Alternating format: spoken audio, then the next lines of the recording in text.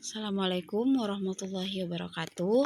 Kembali lagi kita berjumpa di tahun ajaran baru tahun 2021 dan 2022. Di sini kita sudah memasuki tema 1 mata pelajaran IPA. Sebelum kita memasuki tema 1 mata pelajaran IPA, marilah kita berdoa agar apa yang kita kerjakan hari ini dan seterusnya selalu mendapat ridho Allah Subhanahu wa taala, dan kita senantiasa diberikan kemudahan dalam segala urusan dan disehatkan rohani dan jasmani kita. Amin ya rabbal alamin. Berdoa dimulai. Selesai. Untuk tema 1 mata pelajaran IPA kita membahas tentang organ gerak manusia dan hewan. Berbicara tentang gerak merupakan salah satu ciri makhluk hidup. Kalian sudah tahu bahwa ciri-ciri makhluk hidup itu ada makan, ada minum, menanggapi rangsang, berkembang biak, bernapas, dan salah satu ciri-ciri makhluk hidup yang sangat penting untuk kita pelajari adalah bergerak. Gerak di sini dapat diartikan sebagai perpindahan tempat atau perubahan posisi sebagian atau seluruh bagian tubuh makhluk hidup. Gerak dapat terjadi apabila tubuh mengenai sebagian atau seluruh tubuh dikenai oleh rangsang. Adapun alat gerak yang digunakan oleh manusia dan hewan itu ada 2 macam, yang kita kenal dengan alat gerak aktif dan alat gerak pasif. Alat gerak pasif itu berupa tulang. Kenapa dikatakan alat gerak pasif? Karena tulang tidak dapat bergerak tanpa bantuan dari alat gerak aktif. Nah, selanjutnya apa itu alat gerak aktif? Alat gerak aktif itu berupa otot. Dikatakan alat gerak aktif karena otot ini dapat membuat tulang bergerak. Secara umum, hewan dibagi menjadi 2 kelompok, dilihat dari ada dan tidak adanya tulang belakang. Hewan yang memiliki tulang belakang itu disebut dengan vertebrata, dan hewan yang tidak bertulang belakang itu disebut dengan avertebrata. Contoh hewan vertebrata itu seperti mamalia atau hewan-hewan yang menyusui, ikan, reptil. Reptil ini adalah kelompok hewan yang melata. Terus burung dan amfibi. Amfibi ini adalah kelompok hewan yang hidup di 2 alam, contoh seperti katak.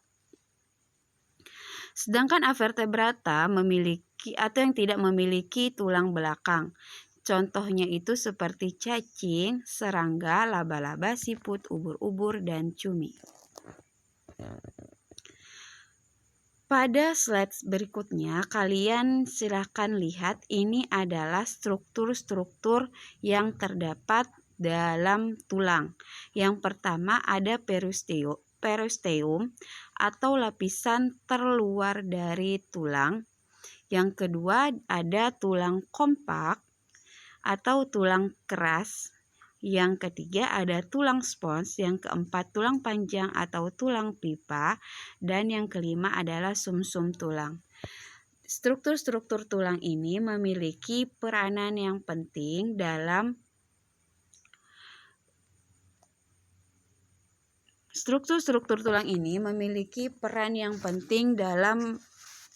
tubuh kita. Salah satunya sumsum tulang yang berfungsi sebagai penghasil darah pada tubuh manusia.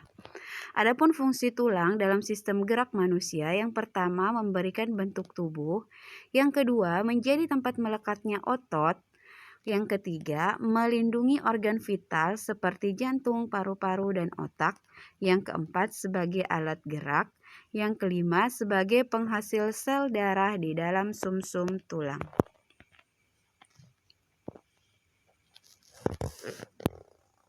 Nah, selanjutnya kita akan melihat contoh gambar otot polos, otot jantung, dan otot rangka.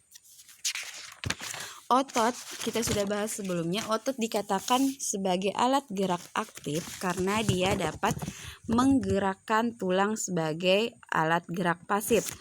Yang pertama ada gambar otot polos. Otot polos ini adalah otot yang bekerja di luar kesadaran atau tidak dipengaruhi oleh otak. Otot ini terdapat dalam organ dalam seperti saluran pencernaan, pembuluh darah, hingga dinding rahim. Sedangkan otot jantung adalah otot yang berada di organ jantung. Otot ini pun juga bekerja di luar kesadaran dan tidak menurut perintah otak.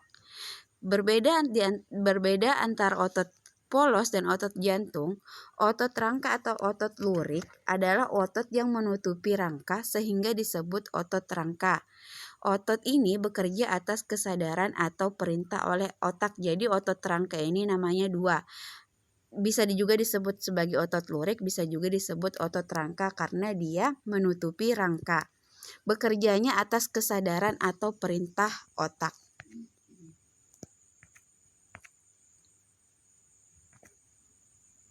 Nah, selanjutnya sendi. Sendi ini berfungsi menghubungkan dua tulang atau lebih untuk mendukung sistem gerak manusia. Struktur sendi terdiri dari tulang rawan. Berdasarkan arah atau gerakan, sendi terbagi menjadi 5 macam. Ada sendi peluru, sendi engsel, sendi putar, sendi pelana, dan sendi geser.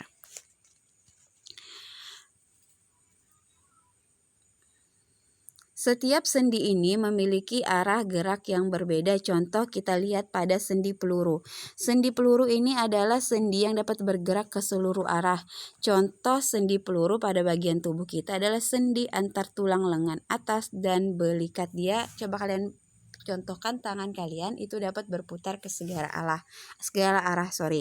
Nah, berbeda dengan sendi engsel yang hanya dapat bergerak ke depan dan ke belakang.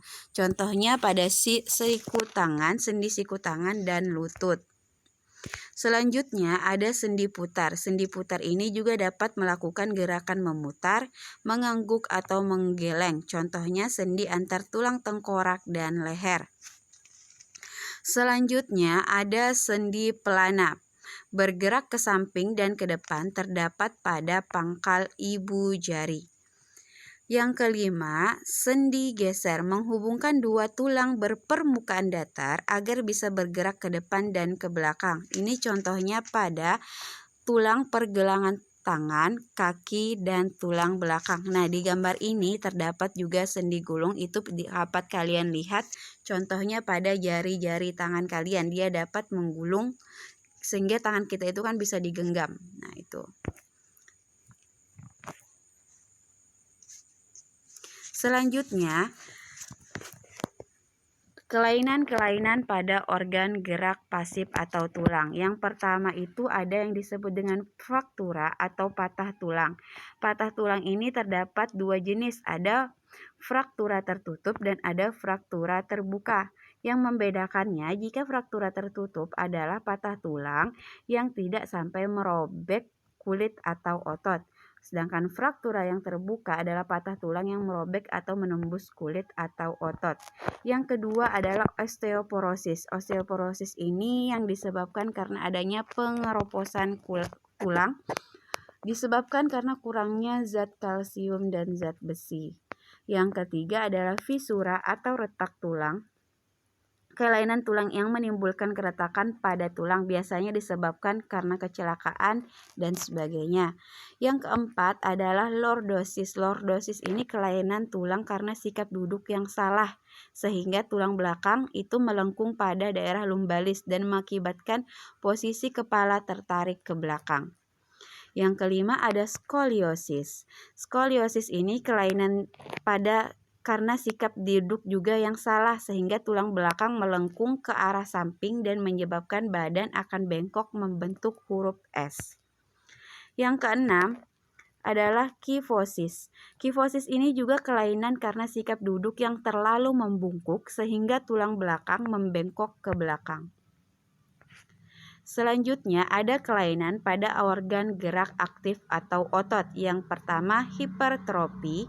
Hipertrofi ini adalah kelainan otot yang membesar dan menjadi lebih kuat karena sel otot diberikan kegiatan atau aktivitas yang terus-menerus secara berlebihan. Jadi, aktivitas atau kegiatan yang secara berlebihan itu juga tidak baik untuk organ gerak kita.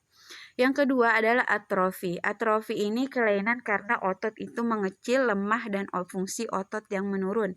Biasanya disebabkan adanya poliomyelitis yang dapat merusak sel saraf pada otot. Yang ketiga atau ada stip atau disebut dengan kaku leher. Kelainan otot karena adanya peradangan otot trapesius leher akibat gerakan yang menghentak secara tiba-tiba atau salah gerak. Yang keempat adalah tetanus. Tetanus adalah kelainan otot yang disebabkan karena infeksi bakteri Clostridium tetani. Tetanus ini menyebabkan otot menjadi kejang-kejang. Nah, demikian dulu untuk mata pelajaran tema 1. Untuk tema 1 mata pelajaran IPA, salah hilap mohon dimaafkan. Wabillahi taufik wal hidayah. Assalamualaikum warahmatullahi wabarakatuh. Dan untuk tugasnya nanti Ustazah akan kirimkan link di Classroom, silakan kalian buka dan langsung kerjakan tugas tersebut di Classroom. Terima kasih.